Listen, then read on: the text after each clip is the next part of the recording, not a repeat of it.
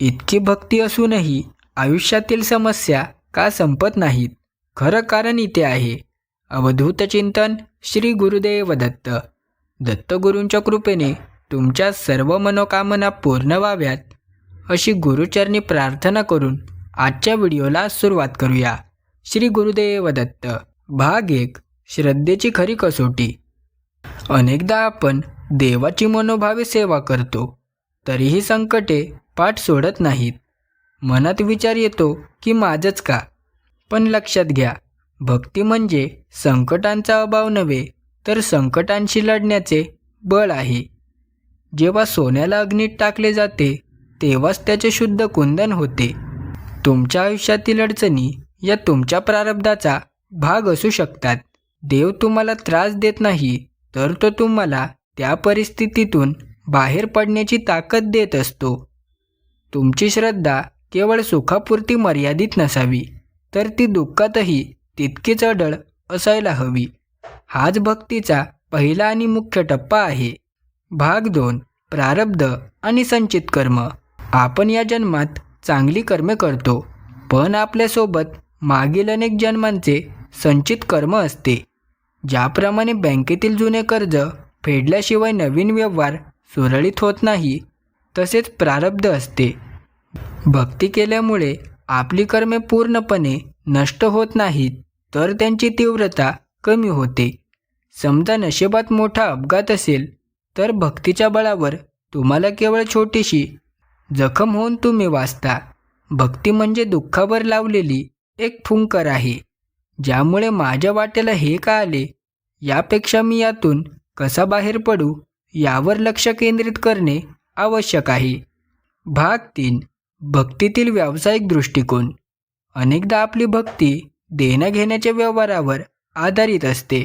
देवा, माझे हे काम कर, मग मी तुला हे अर्पण करेल, अशी अट आपण घालतो. ही भक्ती नसून एक प्रकारचा व्यापार आहे. जेव्हा आपण निस्वार्थ भावनेने शरण जातो, तेव्हाच भगवंत आपल्या जीवनाची दोरी आपल्या हातात घेतो. जोपर्यंत आपण स्वतःला कर्ता मानतो, तोपर्यंत कर्माची फळे आपल्यालाच भोगावी लागतात. ज्या क्षणी आपण सर्व काही देवाचे आहे असे मानतो, त्या क्षणापासून संकटांचा भार हलका होऊ लागतो. खरी भक्ती ही अपेक्षांमधून मुक्त असण्यात आहे, तरच शांती मिळते. भाग 4.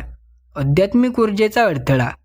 काही वेळा माणसाच्या शरीरात दैवी किंवा कुलदैवताची शक्ती संचरते, ज्याला आपण अंगात वारे येणे म्हणतो. ही एक प्रकारची आध्यात्मिक ऊर्जा असते. जर ही ऊर्जा योग्य मार्गाने प्रवाहित झाली नाही, तर ती शरीरात किंवा जीवनात अडथळे निर्माण करू शकते. या ऊर्जेचे किंवा वाऱ्याचे मार्ग मोकळे नसतील, तर तुम्हाला सतत अस्वस्थता, कामात अडथळे आणि शारीरिक व्याधी जाणवू शकतात.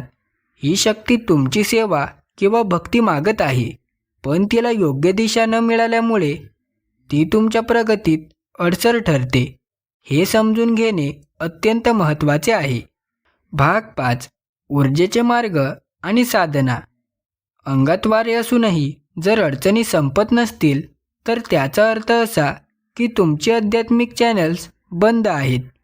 ही ऊर्जा एका वाहत्या पाण्यासारखी असावी लागते. जर तिला योग्य वाट मिळाली नाही, तर ती एका जागी साठून राहते आणि सडू लागते, ज्यामुळे घरात कटकटी आणि मानसिक ताण वाढतो. यासाठी योग्य गुरूंचे मार्गदर्शन घेऊन साधना करणे आवश्यक आहे. नामस्मरण आणि कुलदेवतेची सेवा केल्याने हे मार्ग हळूहळू मोकळे होतात.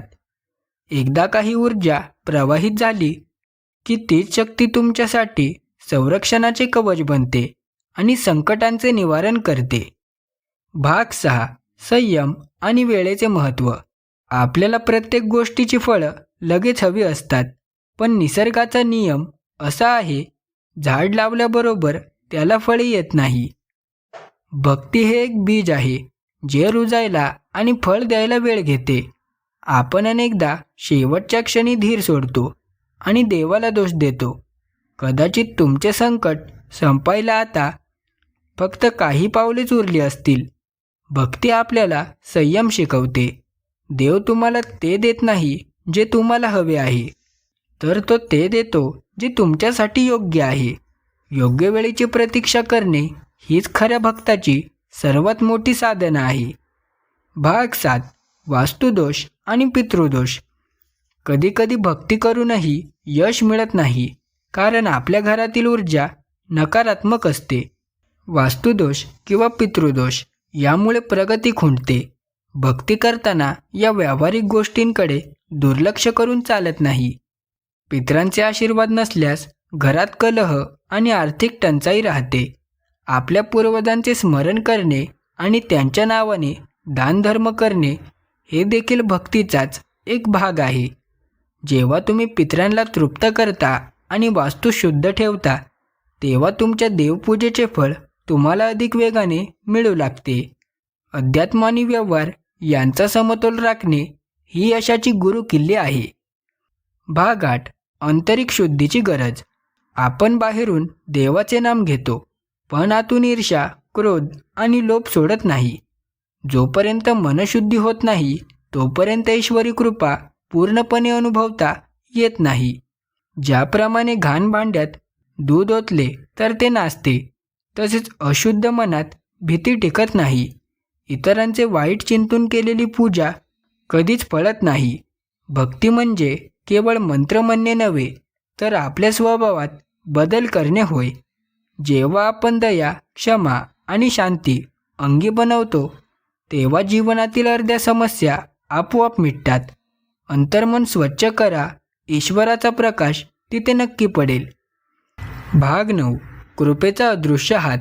अनेकदा आपल्याला वाटते की देव काहीच करत नाहीये, पण प्रत्यक्षात तो पडद्यामागून सूत्रे हलवत असतो. कित्येक मोठी संकटे जी तुमच्यावर येणार होती, ती त्याने आधीच थोपावलेली असतात. आपल्याला फक्त जे मिळाले नाही ते दिसते, पण जे टळले ते दिसत नाही. भक्तीमुळे तुमच्या आयुष्यातील वादळे थांबत नाही, तर ती वादळातून तुमची नौका सुरक्षित बाहेर काढण्याची खात्री देते.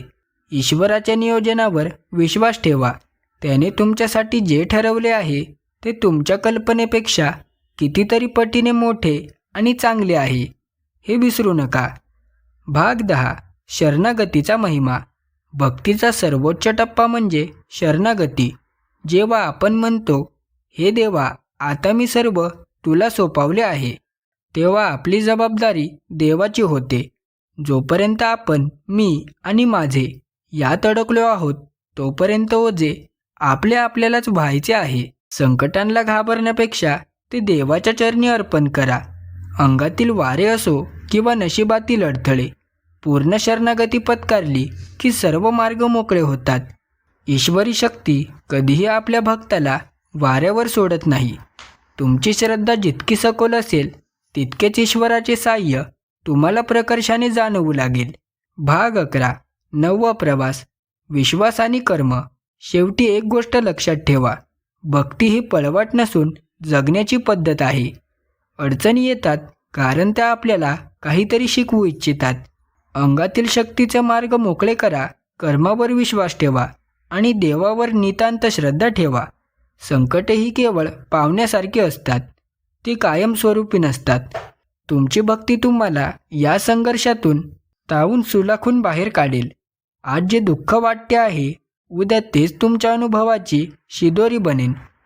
भक्ती सोडायची नाही, तर ती अधिक दृढ करायची आहे. अपयश आणि शांती तुमच्या चरणी नक्कीच लोळण घेत